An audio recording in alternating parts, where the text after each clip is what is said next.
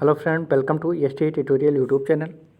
Friends, हम लोग political science के प्रैक्टिस सेट को सॉल्व कर रहे हैं। इसका 20वां पार्ट है। इसके पहले का सभी वीडियो आपको प्लेलिस्ट में जाकर के देख सकते हैं, वहाँ पे मिल जाएगा, जो आपके आगामी एग्जाम टीजीटी पीजीटी के लिए काफ़ी हेल्पफुल होगा। तो फ्रेंड, अगर वीडियो अच्छा लगेगा तो चैनल को सब्सक्राइब, लाइक, अपने दोस्तों में शेयर जरूर कीजिएगा और बेल आइकन पर क्लिक कर लीजिएगा ताकि आने वाले वीडियो का नोटिफिकेशन आप सभी को मिल सके। तो चलिए वीडियो को शुरू करते हैं और आज का पहला प्रश्न देखते हैं। पहला प्रश्न है, निम्नलिखित में से किसने राजनीति और लोक प्रशासन को पृथक विषय के रूप में माना था? तो चार ऑप्शन है, Roosevelt, John F Kennedy, Ronald Reagan, Woodrow Wilson. तो कौन सा ऑप्शन सही हो जाएगा? तो सही उत्तर हो जाएगा चौथा। ठीक है, वुडरो विल्सन ने राजनीति और लोक प्रशासन को एक पृथक विषय के रूप में माना था। दूसरा नंबर प्रश्न है, भारतीय लोक प्रशासन संस्थान का क्या कार्य करता है? ठीक है, भारतीय लोक प्रशासन जो संस्थान है क्या कार्य करता है? प्रकाशन, प्रशिक्षण, अनुसंधान, ये सभी कार्य करता है। ठीक है, तो डी ऑप्शन नंबर आपका सही हो जाएगा। पहले प्रकाशन करता है, प्रशिक्षण करता है, फिर अनुसंधान करता है। ठीक है, प्रकाशन विज्ञप्ति निकालता है, उसके अनुसार जितने भी अभ्यर्थी रहते हैं उनको प्रशिक्षण दिया जाता है, फिर अनुसंधान किया जाता है। ठीक है, तो ये तीनों ऑप्शन आपके सही हो जाएंगे। तीसरा नंबर प्रश्न है, निजी और सार्वजनिक।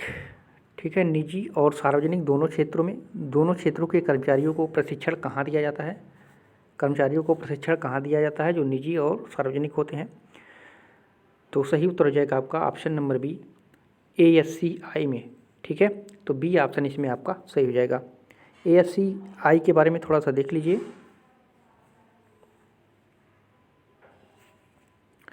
पूरा नाम होता है इसका advertising standard council of India. ठीक है, ASCI भारत के विज्ञापन उद्योग का एक स्वनियामक स्वैच्छिक संगठन है। यह जो है 1985 में स्थापित किया गया था और ASCI विज्ञापन में स्वनियमन के लिए प्रतिबद्ध है, जिससे विज्ञापन में जनता के विश्वास को बनाए रखने और बढ़ाने के लिए उपभोक्ताओं के हितों की सुरक्षा निश्चित हो सके। ठीक है, तो इसका पूरा नाम भी याद रखिएगा और इसकी स्थापना कब हुई थी? ठीक है, 1985 में हुई थी। चौथा नंबर क्वेश्चन है, निम्नलिखित में से किस कार्य को संयुक्त लोक सेवा आयोग का संबंध नहीं है? किस कार्य से संयुक्त लोक सेवा आयोग का संबंध नहीं है? तो प्रशिक्षण, सेवाओं का वर्गीकरण, तैनाती, उपरोक्त तो सभी। तो चौथा ऑप्शन आपका सही होगा। इसमें जो संयुक्त लोक सेवा आयोग होता है उसका कार्य प्रशिक्षण नहीं होता है, सेवाओं का वर्गीकरण नहीं होता है, तैनाती नहीं होता है। ठीक है, उसके लिए प्रशिक्षण केंद्र बनाया जाता है। ठीक है, उस प्रशिक्षण केंद्र में ये सभी होते हैं। ठीक है, तो इसमें से आपका सही उत्तर हो जाएगा जो वो डी हो जाएगा, उपरोक्त तो सभी नहीं है। ठीक है, संयुक्त लोक सेवा आयोग का कार्य है जो कानून बनाया जाए उसके दायरे में रहकर कार्य को जो है समाज में संचालन करना रहता है। ठीक है, उनका कार्य ये प्रशिक्षण, सेवाओं का वर्गीकरण, तैनाती, ये सब उनके अंडर में कार्य नहीं रहता है। ठीक है, चार प्रश्न जो थे वो लोक प्रशासन से संबंधित हैं और इसके पहले हम लोग 51 क्वेश्चन को हल कर लिए हैं। अब यहाँ से 52 नंबर से देखते हैं। तो 52 में कह रहा है सार्क का मुख्यालय स्थित है। तो सार्क का मुख्यालय काठमांडू में स्थित है, आप लोग जानते होंगे। ठीक है, सार्क का पूरा नाम है south Asian association for regional corporation. ठीक है, दक्षिण एशियाई सहयोग संगठन। ठीक है, इसका पूरा नाम आप लोग याद रखिएगा। इसकी स्थापना जो है 1985 में। ठीक है, 8 दिसंबर 1985 में हुआ था और इसके अस्थायी सदस्य देश हैं भारत, पाकिस्तान, बांग्लादेश, श्रीलंका, नेपाल, मालदीव, भूटान। ठीक है, और अफगानिस्तान। ठीक है, और एक प्रश्न यहाँ से पूछता है कि अफगानिस्तान किस शिखर सम्मेलन में सम्मिलित हुआ था? तो जो 2007 में संघ का 14वां शिखर सम्मेलन हुआ था। ठीक है, 14वें शिखर सम्मेलन में जो है अफगानिस्तान सार्क का 8वां सदस्य बना था। ठीक है, और इसमें जो है 8 सदस्य देश हैं। ठीक है, 8 सदस्य देश हैं। 8वां देश जो बना था 14वें शिखर सम्मेलन में 2007 में अफगानिस्तान बना था। ठीक है, मुख्यालय तो काठमांडू में है, जान ही रहे हैं। और महासचिव जो वर्तमान में है इस समय प्रेजेंट टाइम में वो पाकिस्तान के हैं, अफजल हुसैन बी सियाल। अफजल हुसैन बी सियाल। ठीक है, तो इन सभी पॉइंट को आप लोग याद रखिएगा। और एक प्रश्न और पूछता है कि कौन सा शिखर सम्मेलन जो है हाल ही में निरस्त कर दिया गया? तो जो 2016 का शिखर सम्मेलन था जो पाकिस्तान में होने वाला था उसको जो है स्थगित कर दिया गया। ठीक है, उसके जो सदस्य देश हैं किसी ने भी सपोर्ट इसका नहीं किया, इसलिए जो है पाकिस्तान से ये स्थगित कर दिया गया था। कौन सा? तो 2016 का शिखर सम्मेलन। ठीक है, तो इसमें जितने भी पॉइंट्स थे आप लोग याद रखिएगा। 53 नंबर क्वेश्चन है, रूसों की सामान्य इच्छा का मतलब यह है कि, तो रूसों की जो सामान्य इच्छा था वो किससे संबंधित था? वो उत्कृष्ट सार्वभौमिक इच्छा किसी एक व्यक्ति की भी हो सकती है जिसका उद्देश्य समुदाय से सामान्य हित हो।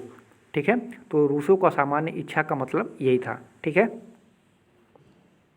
54 नंबर क्वेश्चन है, निम्न में से कौन एक संयुक्त राष्ट्र संघ का उद्देश्य नहीं है? तो सही उत्तर हो जाएगा आपका ऑप्शन नंबर डी, अंतरिक्ष को जीतना और इस पर शोध करना। ये जो है संयुक्त राष्ट्र संघ का उद्देश्य नहीं है। ठीक है, संयुक्त राष्ट्र संघ की स्थापना जो है 1945 में हुई थी, 24 अक्टूबर 1945 की हुई थी। उसका मुख्य उद्देश्य था युद्ध रोकना, शांति स्थापित करना। ठीक है, राष्ट्र संघ की विफलता के बाद संयुक्त राष्ट्र संघ की स्थापना हुई थी। तो जो है संयुक्त राष्ट्र की स्थापना का उद्देश्य था युद्ध रोकना, शांति स्थापित करना, मानव अधिकार और अंतर्राष्ट्रीय विधि के प्रति सम्मान जगाना। ठीक है, क्षेत्रीय सहयोग को प्रोत्साहित करना। ठीक है, और ये अंतरिक्ष जीतना, इस पर शोध करना ये नहीं था। ठीक है, तो इसमें से डी ऑप्शन सही हो जाएगा इस प्रश्न के अनुसार। 55 नंबर क्वेश्चन है, भारत में अंतर राज्य परिषद कब स्थापित किया गया? अंतर राज्य परिषद कब स्थापित किया गया? तो सही उत्तर जाएगा आपका ऑप्शन नंबर सी, 1990 में। ठीक है, अंतर राज्य परिषद के बारे में थोड़ा देख लेते हैं।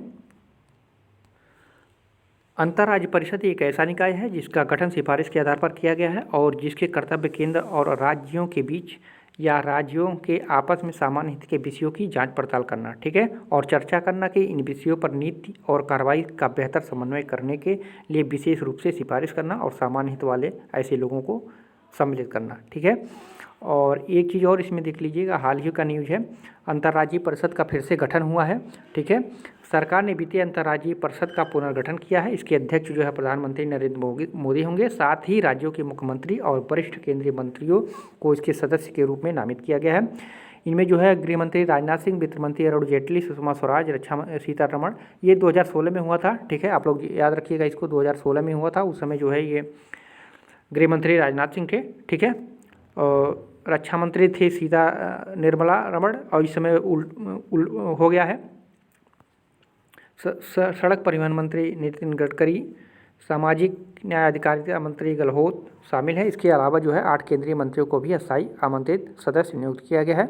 इसमें सुरेश प्रभु, रामविलास पासवान, प्रकाश जावड़ेकर, धर्मेंद्र प्रधान और पीयूष गोयल शामिल है। ठीक है, तो इसको याद रखिएगा। थोड़ा सा इसमें से प्रश्न उतना नहीं पूछ सकता है कि अंतर्राज्यीय परिषद का अध्यक्ष कौन है, तो प्रधानमंत्री होता है। ठीक है, एक यहाँ से पॉइंट ही पूछा जा सकता है। इसकी स्थापना 1990 में हुई। ठीक है, तो 2-3 पॉइंट इसमें आपको याद करना है। 56 नंबर क्वेश्चन है, किसने कहा राज्य का अधिकार शक्ति नहीं इच्छा है? तो ये कहा था ग्रीन साहब ने, TH ग्रीन ने। तो ए ऑप्शन इसमें आपका सही हो जाएगा। 57 नंबर क्वेश्चन है, 2 सूची दिया गया है। एक तरफ जो है राजनीतिक समता, सामाजिक समता, आर्थिक समता, कानूनी समता, और दूसरे से मिलान करना है। तो कौन सा उत्तर इसमें से सही हो जाएगा? तो राजनीतिक समता जो होता है वो एक व्यक्ति का मत होता है। ठीक है, एक व्यक्ति का मत, राजनीतिक समता। ठीक है, और सामाजिक समता जो होता है भेदभाव का अंत होता है। ठीक है, और आर्थिक समता जो होता है वो शोषण का अंत होता है। ठीक है, और कानूनी समता जो है कानून के समक्ष समानता होता है। ठीक है, तो पहला का 3 इसमें देख लीजिए, दूसरे में सही है पहला का 3, बी का 4, सी का 2 और डी का 1। तो कूट नंबर आपका बी इसमें सही हो जाएगा। 58 नंबर क्वेश्चन है, कौन यह मानता है कि राज्य व्यक्ति से पूर्व है? राज्य व्यक्ति से पूर्व है, तो इसको मानता है अरस्तु। ठीक है, अरस्तु ने ही माना था कि राज्य जो है व्यक्ति से पहले राज्य है। ठीक है, व्यक्ति से पहले राज्य है, तब व्यक्ति की जो है अस्तित्व आता है। तो बी ऑप्शन इसमें आपका सही हो जाएगा। 59 नंबर क्वेश्चन है, निम्नलिखित में से किस एक सिद्धांतवादी ने कहा है मैं समस्त मानव जाति की एक सामान्य प्रवृत्ति एक के बाद दूसरी शक्ति प्राप्त करने की शाश्वत तथा अनवरत अभिलाषा को प्रस्तुत करता हूँ जो केवल मृत्यु के ही साथ समाप्त होती है? तो ये कहा था हॉब्स ने। ठीक है, तो ए ऑप्शन इसमें से सही हो जाएगा। ठीक है, कोटेशन वाले प्रश्न बहुत ज़्यादा पूछे जाते हैं टीजीटी पीजीटी की परीक्षाओं में। तो जितने भी कोटेशन वाले ऐसे क्वेश्चन हों उनको 2-3 बार पढ़ के जो है किसी ट्रिक के माध्यम से आप जो है माइंड में सेट कर लीजिए। वहाँ पर आप प्रश्न देखते ही जो है माइंड में तुरंत आंसर क्लिक हो जाएगा। ठीक है, तो इस तरह से इन सभी प्रश्नों को जो है देख लीजिएगा। 60 नंबर क्वेश्चन है, नागरिक शास्त्र के शिक्षण का प्रमुख लक्ष्य अच्छे नागरिक तथा उच्च श्रेणी का नागरिक चरित्र उत्पन्न करना है। यह किसने कहा है? तो इसको कहा है बिनिंग एंड बिनिंग ने। ठीक है, बिनिंग एंड बिनिंग ने। आप लोग जब बीएड वर्ड कर रहे होंगे तो ना ये परिभाषा आप लोग देखे होंगे। ठीक है, नागरिक शास्त्र जो शिक्षण पढ़ाए होंगे सिविक्स में तो ये जरूर आया होगा। ठीक है, तो बिनिंग एवं बिनिंग ने, तो सी ऑप्शन इसमें आपका सही हो जाएगा। 61 नंबर क्वेश्चन है, भारत का राष्ट्रपति आपातकाल की घोषणा कैबिनेट की लिखित सलाह पर कर सकता है। यह व्यवस्था जोड़ी गई, कब जोड़ी गई थी? तो सही उत्तर हो जाएगा आपका ऑप्शन नंबर डी, 44वें संविधान संशोधन द्वारा। ठीक है, 44वें संविधान संशोधन द्वारा राष्ट्रपति आपातकाल की घोषणा कैबिनेट की लिखित सलाह पर ही कर सकता है, ऐसा कहा गया है। और 44वां संविधान संशोधन जो हुआ था कब हुआ था? 1978 में हुआ था। इसको भी याद रखिएगा, 1978 में हुआ था। इसके अंतर्गत राष्ट्रीय आपात स्थिति लागू करने के लिए आंतरिक अशांति के स्थान पर सैन्य विद्रोह का आधार रखा गया एवं आपात स्थिति संबंधी अन्य प्रावधानों में परिवर्तित लाया गया जिससे उसका जो है दुरुपयोग ना हो। ठीक है, तो डी ऑप्शन इसमें आपका सही हो जाएगा। 62 नंबर क्वेश्चन है, भारतीय संविधान का अनुच्छेद 44 संबंधित है। तो 44 किससे संबंधित है?